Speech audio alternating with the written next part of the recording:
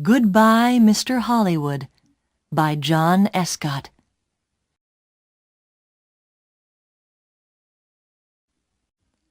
Chapter 1. Mystery Girl. It all began on a beautiful spring morning in a village called Whistler in Canada. A pretty little village in the mountains of British Columbia. There was a cafe in the village with tables outside, and at one of these tables sat a young man. He finished his breakfast, drank his coffee, looked up into the blue sky, and felt the warm sun on his face. Nick Lortz was a happy man. The waiter came up to his table. "More coffee?" he asked. "Yeah, great," said Nick. He gave the waiter his coffee cup. The waiter looked at the camera on the table. "On vacation?" he said. "Where are you from?" "San Francisco," Nick said. He laughed. "But I'm not on vacation. I'm working. I'm a travel writer, and I'm doing a book on mountains in North America. I've got some great pictures of your mountain." The two men looked up at Whistler Mountain behind the village. It looked very beautiful in the morning sun. "Do you travel a lot, then?" asked the waiter. "All the time," Nick said. "I write books, and I write for travel magazines. I write about everything. Different countries, towns, villages, rivers, mountains, people." The waiter looked over Nick's head. "There's a girl across the street," he said. "Do you know her?" Nick turned his head and looked. "No, I don't." "Well, she knows you, I think," the waiter said. "She's watching you very carefully." He gave Nick a smile. "Have a nice day." He went away, back into the cafe. Nick looked at the girl across the street. She was about 25, and she was very pretty. "She is watching me," Nick thought. Then the girl turned and looked in one of the shop windows. After a second or two, she looked back at Nick again. Nick watched her. "She looks worried," he thought. "What's she doing? Is she waiting for somebody?" Suddenly, the girl smiled. Then she walked across the street, came up to Nick's table, and sat down. She put her bag down on the table. The bag was half open. "Hi, I'm Jan," she said. "Do you remember me? We met at a party in Toronto." "Hi, Jan," said Nick. He smiled. "I'm Nick, but we didn't meet at a party in Toronto. I don't go to parties very often, and never in Toronto."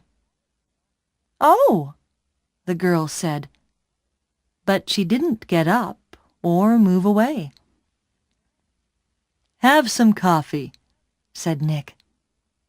The story about the party in Toronto wasn't true, but it was a beautiful morning, and she was a pretty girl.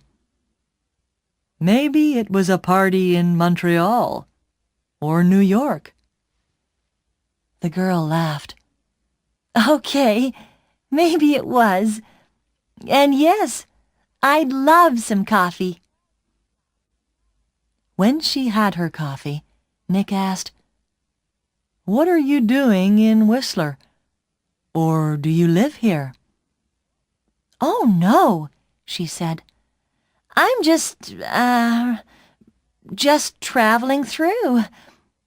And what are you doing here?" "I'm a travel writer," Nick said, "and I'm writing a book about famous mountains." "That's interesting," she said. But her face was worried, not interested, and she looked across the road again. A man with very short white hair walked across the road. He was about 60 years old, and he was tall and thin. The girl watched him. "Are you waiting for someone?" asked Nick. "No," she said quickly. Then she asked, "Where are you going next, Nick?"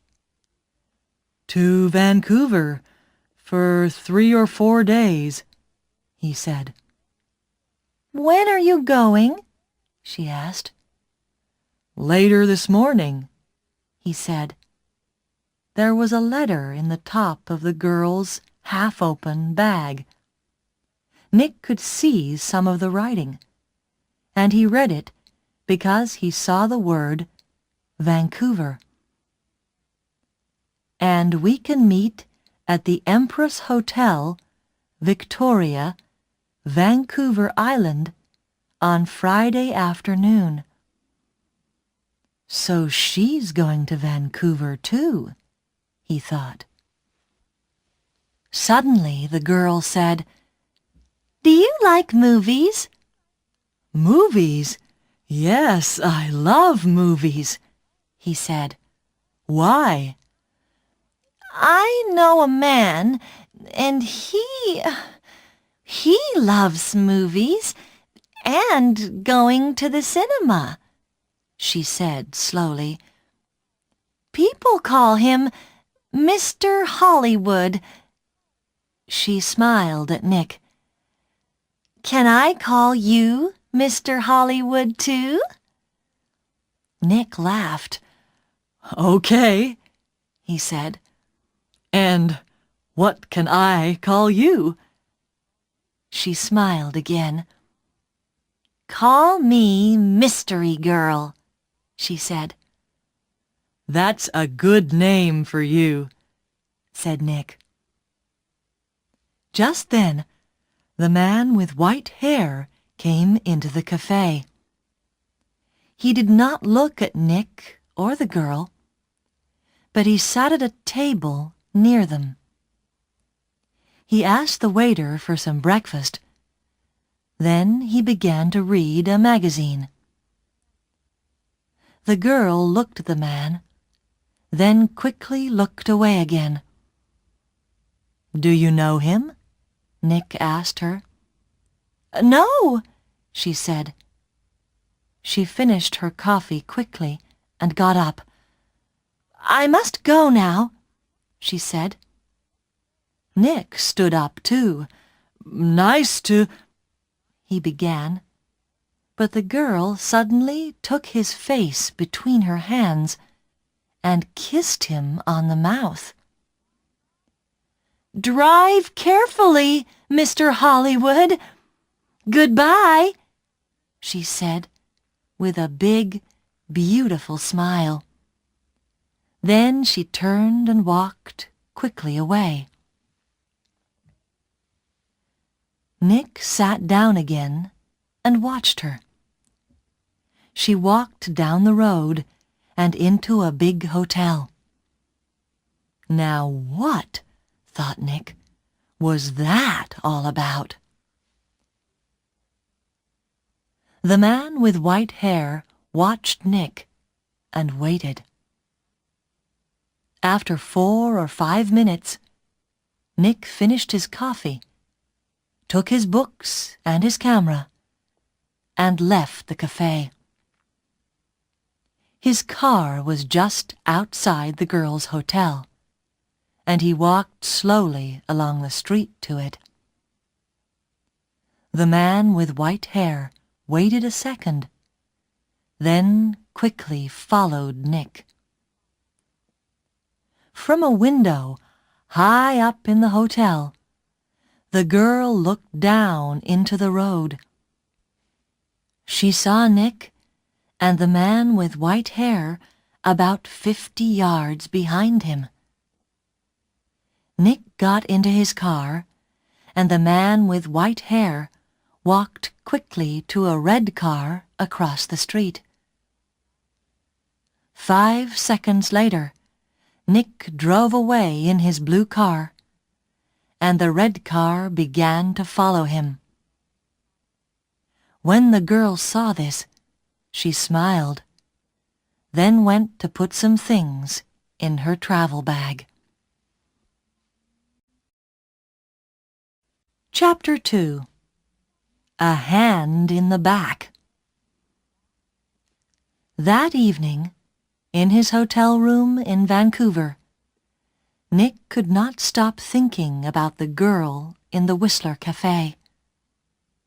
Why did she come and sit with him? She didn't know him, and that story about a party in Toronto wasn't true, and she was worried about something. But what? And that kiss! It was nice, of course, but why did she do it? Maybe she liked my face, Nick thought, or my brown eyes. But I'm not going to see her again, so it doesn't matter. Forget it. He put some money in his pocket and went downstairs to the hotel restaurant. But there were no free tables, so he walked down to Gastown and found a restaurant there. After dinner, he went for a walk. Vancouver was a friendly city, and Nick liked walking through Gastown and Chinatown, looking in the shops and watching the people. It was nearly dark now, and it was a busy time of the evening. There were a lot of cars and a lot of people. After a time, Nick began to walk back to his hotel. He came to a busy street and waited with a small crowd of people to go across. A tall woman in a blue dress stood next to him. She turned and smiled at him. "It's the first warm evening of spring," she said. "It's nice to be out after the long, cold winter." "Yeah," said Nick. "It's great. It's—" Suddenly, there was a hand in his back, and the hand pushed Nick into the road. Nick fell on his face in front of a big, green car. People screamed, but the green car stopped only inches from Nick's head. The woman in the blue dress ran into the road and pulled Nick to his feet. "Are you okay? What happened?" she said. The driver of the green car shouted angrily at Nick, but Nick did not hear him. "Somebody pushed me," he said to the woman. "I didn't fall. Somebody pushed me." "Pushed you?" said the woman. "Who? I didn't see anybody." Nick looked at the faces of the people near him, but he didn't know them. Then he saw a man's back. The man was tall and thin, and had very short white hair. He walked quickly away down the street, and did not look back. "Hey, you!" Nick shouted. "Wait!" But the man did not stop, and he was soon lost in the crowds. "Did he push you?" asked the woman in the blue dress. I don't know," Nick said. "Do you know him?" she asked. "I don't know his name," Nick said.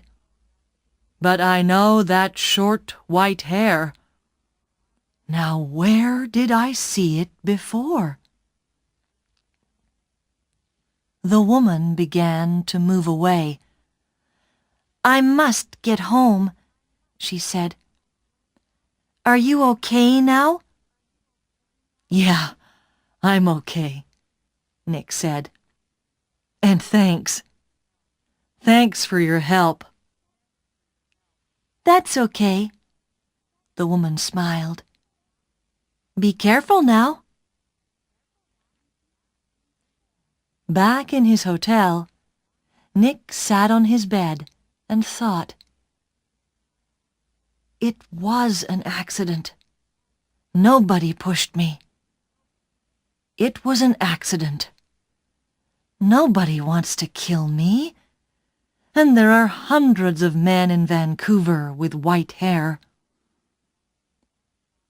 It was 1 o'clock in the morning, but Nick couldn't sleep. He listened to the cars in the road, and he looked at the night sky through his hotel room window.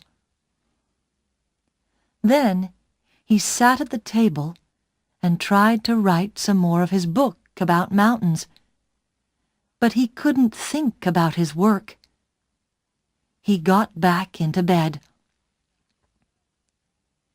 There were 4 or 5 magazines in the hotel room. They were not very interesting, but Nick sat in bed and opened one, and saw a photo of Mystery Girl.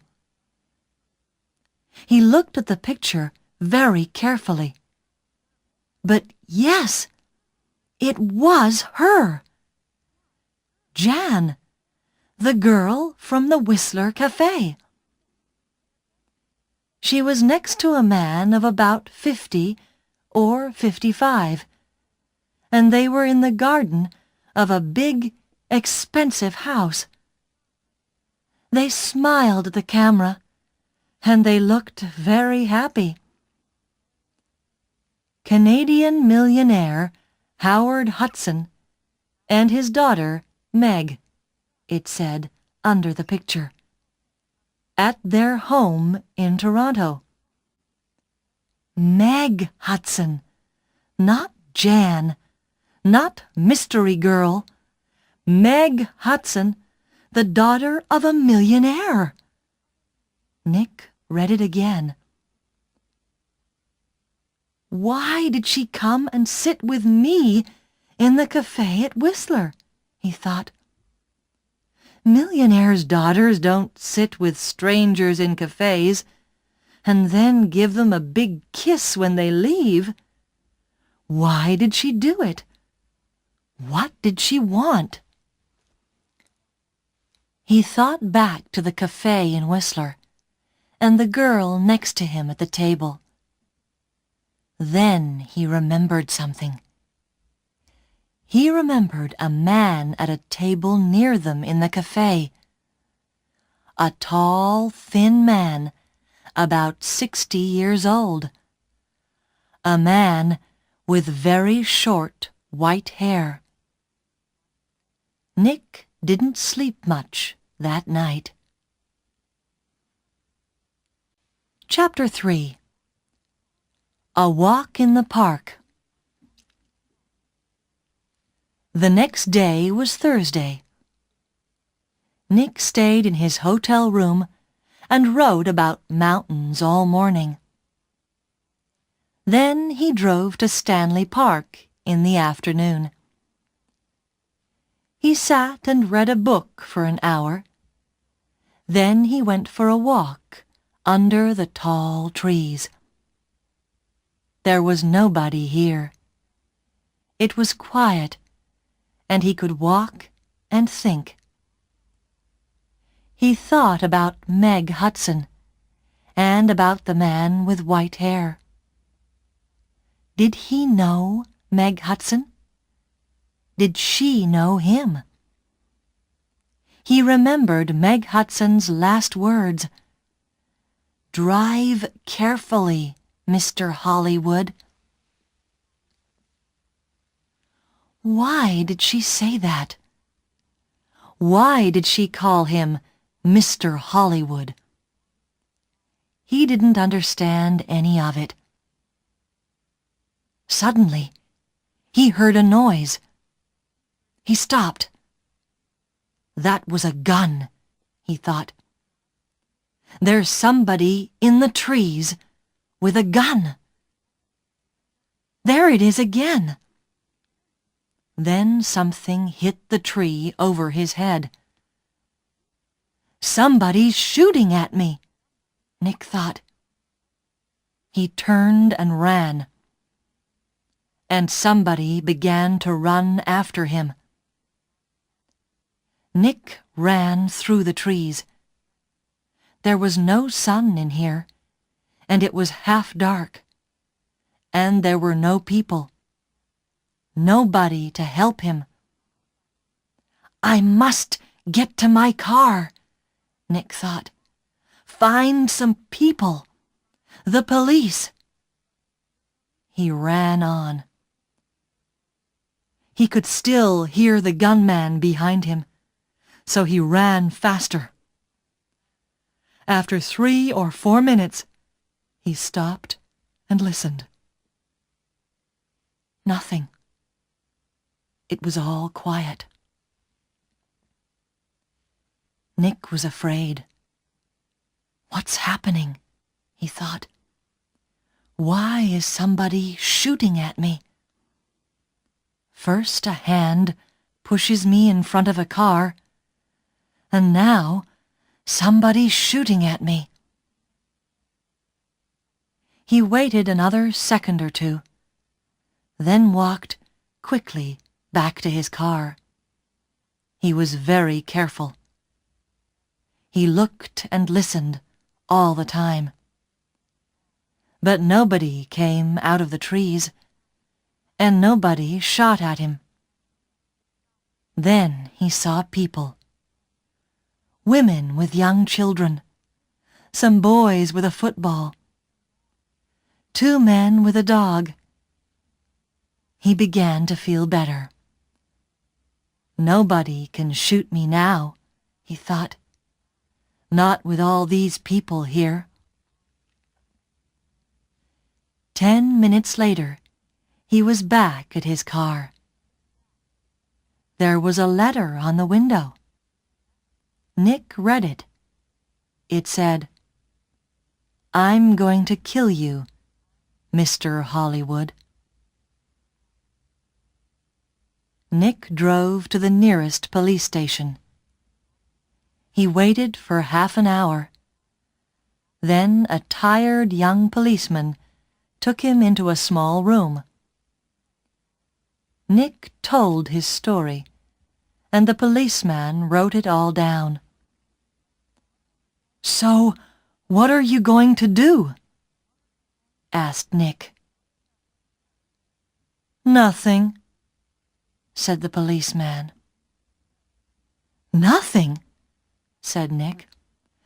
"But somebody shot at me and—" "Mr. Lortz," the policeman said tiredly, "how many people are there in this town with guns?"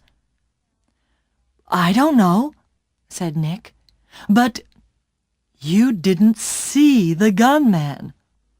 Was it a man, a boy, a woman? Color of eyes? Long hair, short hair? You don't know, because you didn't see anybody. Maybe it was an old girlfriend.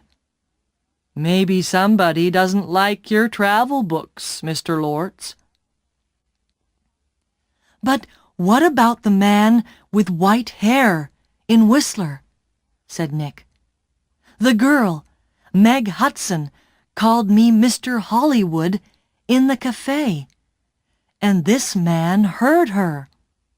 And now I get a letter to Mr. Hollywood on my car. Who is this Mr. Hollywood? We all want answers to our questions, Mr. Lortz, the policeman said.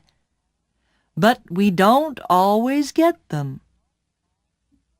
Questions, but no answers. Nick walked out of the police station and drove to his hotel. He was angry and afraid. How did the man with white hair find me in Vancouver? He thought. Did he follow me from Whistler? Is he following me now? Maybe he's staying at my hotel too. In the next room. With his gun. Chapter 4. The Man with White Hair. Nick stopped his car in front of the hotel. He looked carefully before he got out, but there was nobody with white hair near the hotel. He half ran through the hotel doors and went to the desk inside. I'm looking for a man with very short white hair, he said to the woman behind the desk. He's staying here, I think. He's about 60 years old, and he's tall and thin. The woman did not look very interested. There are a lot of visitors in the hotel, she said. Do you know his name? No, I don't, Nick said. He's, a friend of a friend, you see. He arrived in Vancouver yesterday, and I must find him.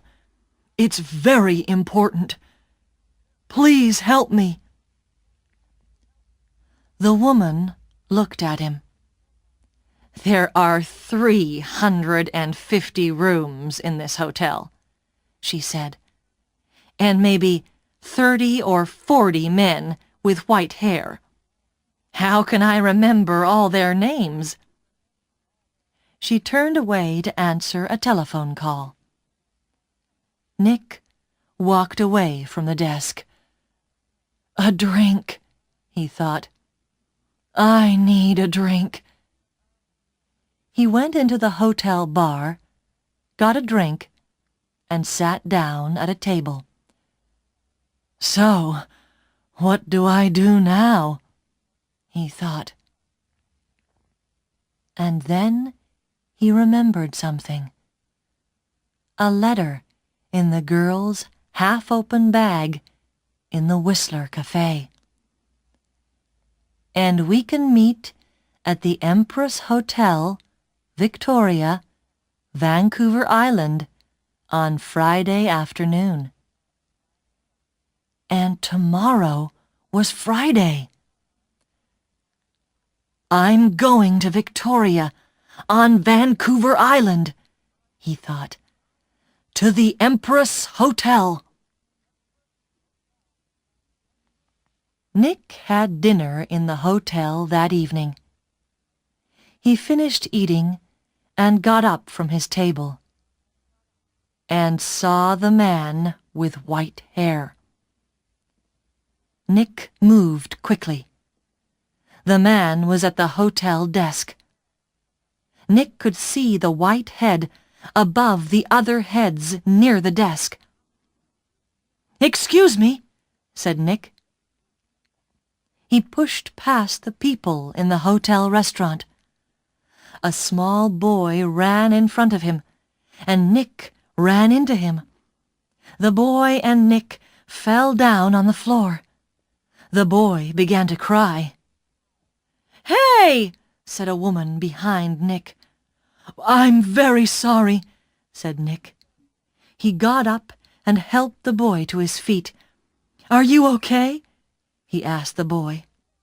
"Be more careful next time," said the woman. Nick moved away quickly, but when he looked back at the hotel desk, he couldn't see the man with white hair. He pushed through the crowd of people. "That man!" he shouted at the woman behind the desk. "That man with short white hair! Where did he go?" The woman looked at Nick. "Mr. Vickers," she said. "I don't know." "Vickers? Is that his name?" said Nick. "What's his room number?" "I'm sorry, I can't tell you that," the woman said. "But I need to—" began Nick. The woman turned away to answer the telephone. After a second or two, Nick went upstairs to his room. "Vickers," he thought. "Does Meg Hudson know Mr. Vickers? I need some answers, and I need them quickly." Chapter 5. Vancouver Island. Tawasin was about 23 miles south of Vancouver. Nick drove there in his car the next morning for the 1 o'clock ferry to Vancouver Island. Every 5 minutes he looked behind him. The road was busy. Black cars, white cars, red cars, green cars. Maybe Vickers was in one of them. At Tawasin, Nick drove his car onto the ferry. There were a lot of cars and crowds of people. Nick got out of his car and walked up and down the ship. He looked for a man with white hair, but he didn't see one. Soon the ferry began to move, and Nick felt better. He found the ferry restaurant and got something to eat. More people came in. Nick looked at the faces of all the older men. Some had hats on, so he looked for somebody tall and thin, but there was nobody. Maybe he's not on the ferry, Nick thought. Maybe he's back in Vancouver. Later, Nick walked around the ship again. Once, he thought he saw the man with white hair in the crowds, but he could not be sure. 90 minutes after leaving Tawasin, the ferry arrived at Swartz Bay on Vancouver Island, and Nick went back down to his car. Swartz Bay was 20 miles north of Victoria. Nick drove quickly, and again looked behind him every 4 or 5 minutes. Once he saw a red car about 200 yards behind him. "Did I see that car on the road from Vancouver to Tawasin?" he thought. He drove more slowly, but the red car still stayed 200 yards behind him, and Nick couldn't see the driver's face or hair. Soon He was in the busy streets of Victoria, and Nick didn't see the red car behind him again. Victoria was a city of gardens and beautiful old buildings. Nick liked Victoria very much, but today he wasn't interested in gardens or buildings.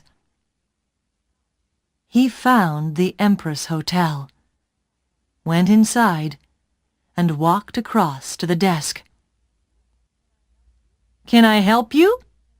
a young man asked Nick. "I'm meeting a friend here this afternoon," said Nick. "Miss Hudson." "Hudson," said the young man. "Wait a minute." He went away and came back. "Sorry, but there's no Miss Hudson staying here." Nick took something from his pocket. It was the photograph of Meg and her father, from the magazine. "This is her," he said. The young man looked at the picture. "Oh, right! You mean Howard Hudson's daughter," he said. "She's not staying here, but I saw her 10 or 15 minutes ago. She was with somebody, a man. He asked me about the tea room." "The tea room," said Nick. "Where's that?" The man with short white hair was tired. He couldn't sleep and he couldn't eat. He thought about only one thing all the time. He drove and he watched, and he waited and he followed. When he drove into Victoria, the streets were busy, and suddenly he lost the blue car in front of him. Angrily, he drove around the city, past all the big hotels. "I must find him," he said. "I must do it. Today." Then he saw the Empress Hotel, and in the street outside it, a blue car. He drove past the hotel, left his car, and ran back down the street. He went across the road and walked past the downstairs windows.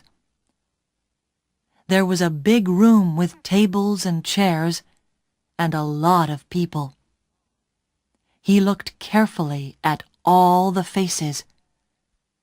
"There she is," he said suddenly. There were 2 men with the girl. He couldn't see their faces, only the backs of their heads, but one of the men was in a green shirt. "Mr. Hollywood," the man said, and smiled. "Goodbye, Mr. Hollywood." People in the street turned to look at him, but the man did not see them. He walked up to the doors of the hotel and put a hand into his pocket. Inside, the gun was cold and hard.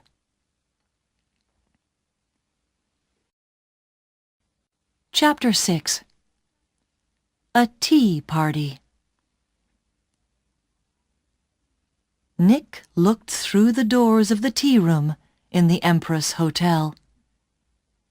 Meg Hudson sat at a table with a man. The man was about 30, or maybe a year or 2 younger. He was tall and brown from the sun. He wore a white shirt, white trousers, and white shoes. He said something to Meg, and she laughed. She looked very happy. A waiter came up to Nick. "Can I get you some tea?" he asked. "No, thanks," said Nick. "I'm with the two people over there." And he walked across to Meg's table. "Hello, mystery girl," said Nick. "Remember me? We met at Whistler. Your name was Jan then, but maybe today it's Meg Hudson." Meg Hudson looked up at him. "Oh!" she said, and her face went red. "Who is this, Meg?" asked the man. "This is Nick," said Meg. "He's a writer. Nick, this is Craig Winters." "Sometimes called Mr. Hollywood?" said Nick. "Maybe. But how did you know that?" asked Craig Winters. "I guessed," said Nick. "And I think I'm beginning to understand. Can I ask you a question, Mr. Winters? Does somebody want to kill you?" Craig Winters' face went white. "Kill me? What are you talking about?" asked Meg. "Before I tell you, answer this question, please," said Nick. "You called me Mr. Hollywood in Whistler, and you wanted the man at the next table, the man with white hair, to hear you. Is that right?" Meg Hudson did not answer at first. Then she said quietly, "Yes." "Why?" asked Nick. "I wanted him to follow you, and not me." "Why?" Nick asked again. "I think he's a detective," said Meg. "And I think he's working for my father. I saw him soon after I left Toronto. He followed me." Meg put her hand on Craig Winters' arm. "My father doesn't like Craig. A month ago, he told me not to see Craig again. I'm not happy, and he knows that. I think he guessed that I'm meeting Craig. And now he wants to find Craig and stop him seeing me." "Stop him," said Nick. "Or kill him." "No," Meg Hudson said.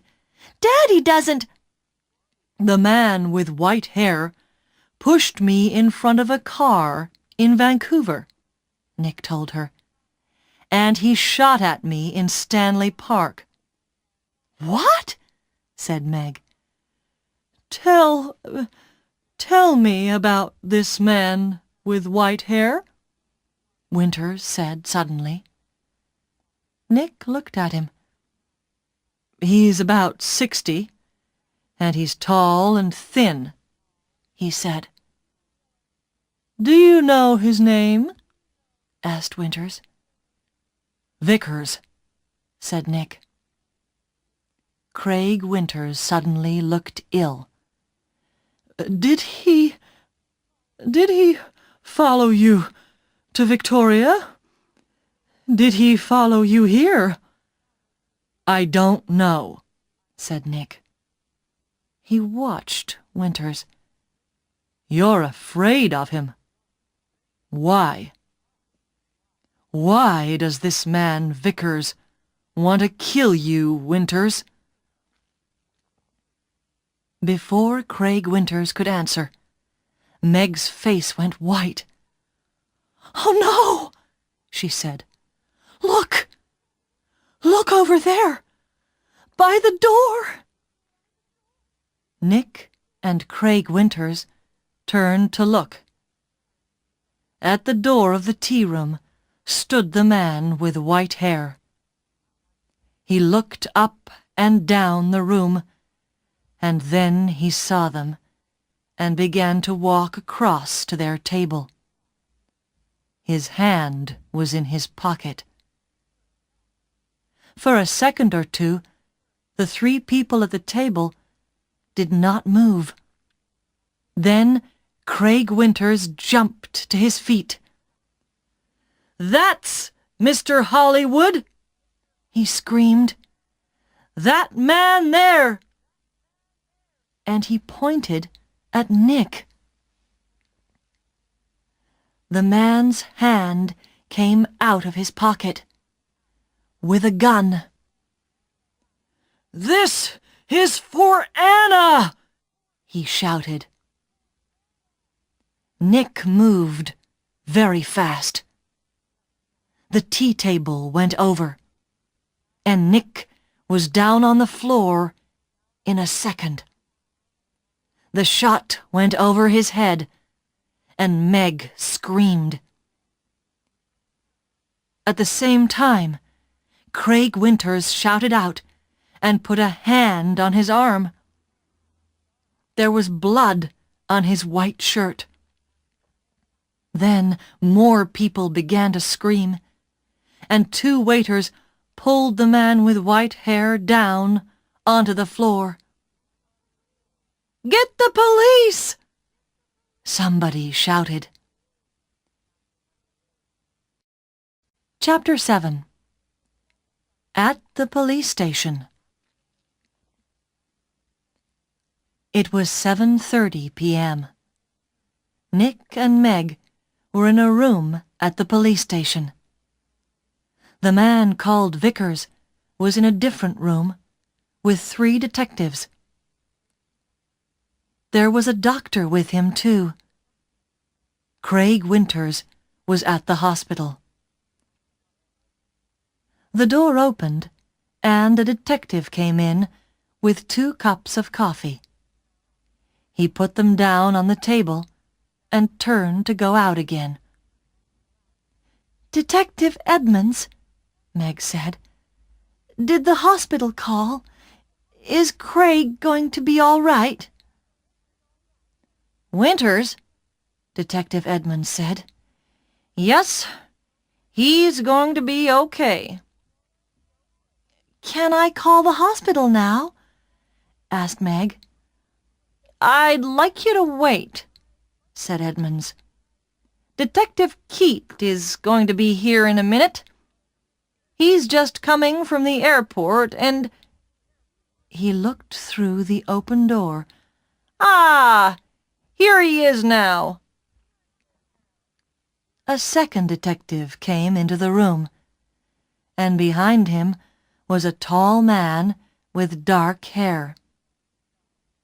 Meg stood up quickly. "Daddy!" she cried. "What are you doing here?" "The police called me," said Howard Hudson, "and I flew here at once. Detective Keat met me at the airport. Now sit down, Meg. I want you to listen to me." He did not look at Nick. Meg sat down, and her father took her hands.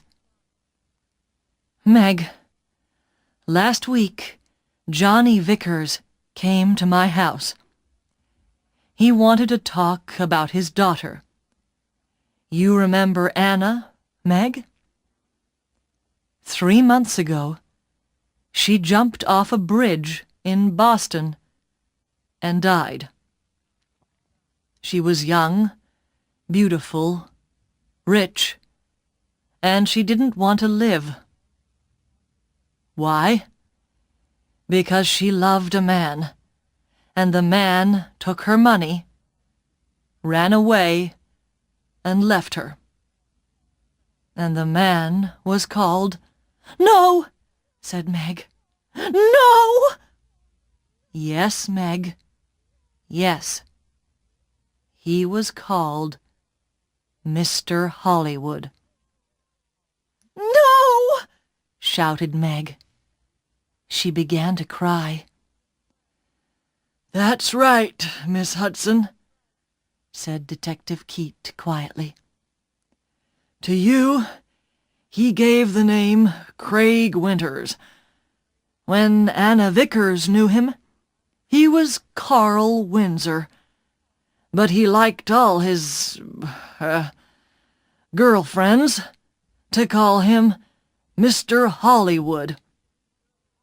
He took nearly $50,000 from Anna Vickers, and there was a girl before that. No! It's not true! Meg shouted. It is true, Meg, said her father. Windsor gets all his money from rich men's daughters. Johnny Vickers loved his daughter. He went to her house in Boston after she died. He read her letters and learned about the money and the name Mr. Hollywood. And when he came to my house, I told him about you, Meg. I said, my daughter's got a new boyfriend, and she calls him Mr. Hollywood. I don't like him, but I can't stop her. She's going away to meet him next week, I think. What can I do?